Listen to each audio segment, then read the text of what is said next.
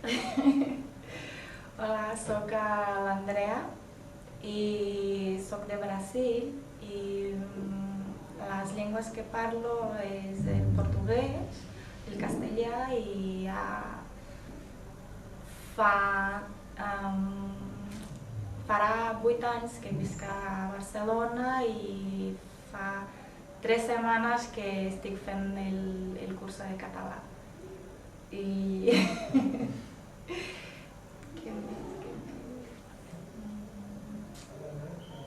I més que res estic fent el curs de català perquè m'agrada moltíssim estar integrada en la cultura catalana i per també que afegir, no? Riqueses